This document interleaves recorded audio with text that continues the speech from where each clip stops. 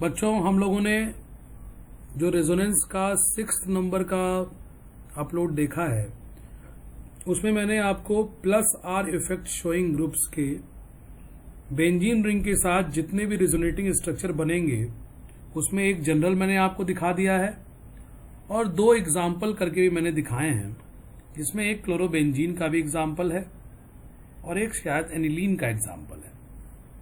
अब हम लोग यहाँ पे इस वीडियो में क्या करेंगे कि जो -R वाले इफेक्ट के ग्रुप जो हैं वो कैसे रेजोनेटिंग स्ट्रक्चर प्रोड्यूस करते हैं बेंजीन रिंग के साथ, वो हम लोग देखेंगे। -R इफेक्ट वाले ग्रुप का जो रेजोनेंस इफेक्ट नेगेटिव आ रहा है वो बेंजीन रिंग के साथ कैसे स्ट्रक्चर प्रोड्यूस करवा रहा है, उसका इफेक्ट हम लोग देखेंगे। तो सबसे पहले तो हम लोग जनरल रेजोनेटिंग स्ट्रक्चर बनाएंगे, जैसे +R वालों में बनाया था, फिर कुछ एग्जांपल्स डिस्कस करेंगे। तो -R इफेक्ट वालों में क्या होगा जनरल फीचर, तो कोई भी ग्रुप ऐसा जिसके डायरेक्टली अटैच एटम के पास लोन पेयर न हो और वो जो डायरेक्टली अटैच एटम है बेंजीन रिंग का वो अपने से ज्यादा इलेक्ट्रोनेगेटिव से मल्टीपल बॉन्ड के थ्रू जरूर जुड़ा होना चाहिए।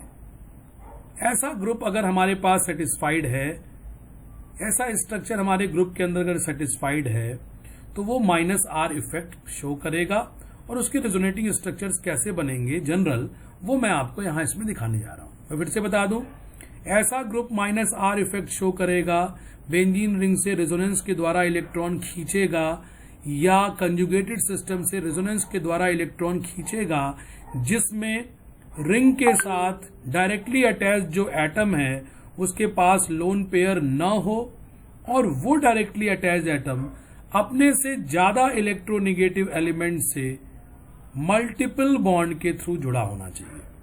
जैसे A और B में यहां बॉन्ड बनाया है, B और A के बीच में मल्टीपल बॉन्ड है और B is more electronegative than A, ये कंडीशन सेटिस्फाइड होनी चाहिए।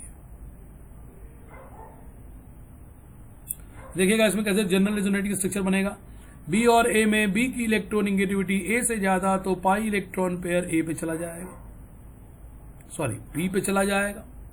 तो B के एटम के ऊपर जब ये एक एक्स्ट्रा पाई इलेक्ट्रॉन ये पहुंचेगा तो इसमें एक इलेक्ट्रॉन B का है बच्चों, एक इलेक्ट्रॉन A का है और दोनों B पे जा रहे हैं। A पे क्यों नहीं जा रहा है भाई? तो B is more electronegative than A, तो पाई इलेक्ट्रॉन क्लाउड B पे गया तो B पे आएगा एक लोन पेयर एक्स्ट्रा जिसमें A का इलेक्ट्रॉन भी B पर पहुंच जाएगा और B को मिलेगा नेगेटिव चार्ज। इमीडिएट A के ऊपर आएगा पॉजिटिव चार्ज क्योंकि इसका इलेक्ट्रॉन जो था इस बॉन्ड में वो B के पास चला गया है। तो A पे जैसे ही पॉजिटिव आएगा तो ये वाला पाई बॉन्ड जो है, अगर आप याद करें कंजुगेशन की एक कंडीशन मैंने आपको बताई थी, C डबल बॉन्ड C से अगर कोई एटम पॉजिटिवली चार्ज जुड़ जाए तो इमीडिएट पाई बॉन्ड को अपने पास इस तरह से अट्रैक्ट करता है। पाई बॉन्ड जो है C डबल बॉन्ड C का मूव कर जाएगा C नंबर 2 और A पॉजिटिव के बीच में। क्या ऐसा फ्रेम यहां दिख रहा है? तो बिल्कुल दिख रहा है।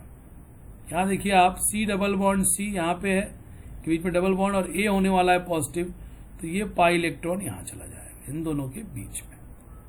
इसका रिजल्टिंग क्या होगा भाई? इसका रिजल्टिंग अगर हम आपको बना के दिखाएं तो क्या दिखाएंगे? इसके रिजल्टिंग क्या होगा बच्चों कि ये जो अगले स्ट्रक्चर में हम लोग क्या करना चाहिए, हम लोगों को इस एरो का प्रभाव बनाएंगे।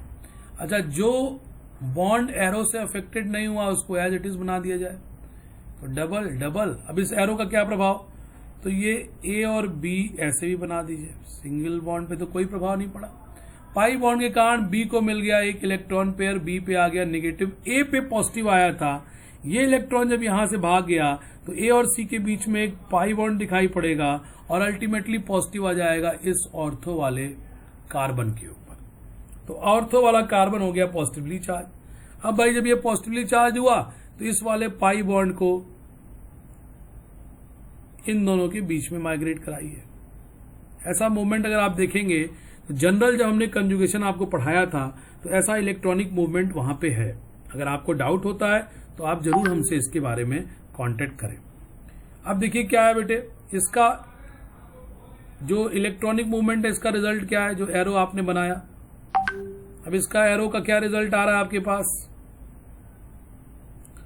ये जो पाई इलेक्ट्रॉन यहां से मूव करके इन दोनों के बीच में गया तो इन दोनों के बीच में ये पाई बॉन्ड आ गया, इन दोनों कार्बनों के बीच में पाई बॉन्ड आ जाएगा। और ये दोनों जो कार्बन है ये और ये, इनका पाई बॉन्ड खत्म हो गया तो इनके बीच का पाई बॉन्ड हम लोगों ने यहां से देखिए हटा दिया है। और पॉजिटिव चार्ज, इसका पॉजिटिव चार्ज जो है उठ के इस तीसरे वाले एटम इस पे आ जाएगा, ये हो जाएगा। मैं आपको जनरल रेजोनेटिंग स्ट्रक्चर बनाना सिखा रहा हूं, आप इसकी प्रैक्टिस करेंगे, समस्या होगी तो मेरे से पूछेंगे और 2 बार प्रैक्टिस करेंगे तभी ये हो पाएगा, अदरवाइज नहीं। तो ये तो एरो का मैंने प्रभाव दिखा दिया, जो बॉन्ड एरो से इस बार टच नहीं हुए उनको एज इट इज बनाइए। तो आपको ये दिख रहा है कि पैरा पोजीशन पे फिर पॉजिटिव चार्ज आ गया। अब क्या वैसा ही बॉन्ड यहां है तो इन दोनों पाई बॉन्ड, इस पाई बॉन्ड को उठा के इन दोनों कार्बनों के बीच में रखिए और अगला स्ट्रक्चर आपके पास कैसे आया, तो ये ए हो गया पॉजिटिव, यहां आ गया डबल बॉन्ड, यहां डबल बॉन्ड, ये 2 बॉन्ड हम लोग एरो से टच नहीं किए हैं उनको एज इट इज बना दीजिए। अब क्या हो सकता है भाई, अब ये पॉजिटिव चार्ज क्या करेगा, इस वाले पाई इलेक्ट्रॉन को अट्रैक्ट करेगा, आगे से पाई बॉन्ड आगे से मिलता चला जा रहा है तो इन दोनों के बीच में पाई बॉन्ड आ जाएगा। ए के ऊपर सीधे पहले का चार्ज सीधे तीसरे एटम में पहुंचता है, ए के ऊपर जब पॉजिटिव आएगा तो ये बी और ए के बीच का पाई इलेक्ट्रॉन पेयर जो है, ये बी और ए के बीच का जो पाई इलेक्ट्रॉन पेयर है फिर वो ए और बी के बीच में आके शेयर हो जाएगा। और इस प्रकार से 5वां रेजोनेटिंग स्ट्रक्चर, लाइन में अगर जगह नहीं है तो नीचे ही बना सकते हैं, अदरवाइज उसी लाइन में बनाना चाहिए। तो ये आप 5वां रेजोनेटिंग स्ट्रक्चर क्या करेंगे, ये डबल डबल डबल देखिए, और ए और बी के बीच में आ गया फिर से डबल बॉन्ड और बी का इलेक्ट्रॉन पेयर खत्म।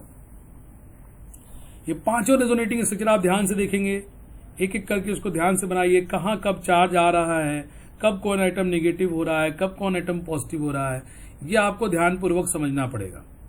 यही रेजोनेंस में आपको समझना रहता है।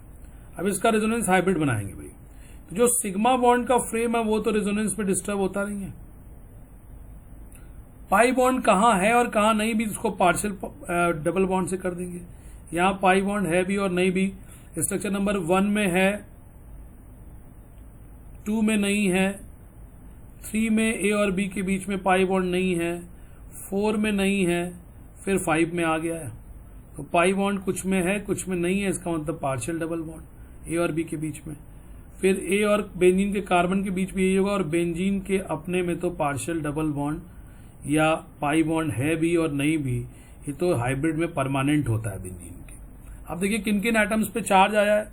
बी के ऊपर यहां न्यूट्रल है स्ट्रक्चर नंबर 1 में, 2 में नेगेटिव फुल, 3 में फुल नेगेटिव, 4 में फुल नेगेटिव, 5 में फिर न्यूट्रल। इसका मतलब बी जब सारे स्ट्रक्चर मिलेंगे तो -1 और 0 के बीच में नजर आना चाहिए, मतलब बी के ऊपर थोड़ा सा नेगेटिव चार्ज आना चाहिए।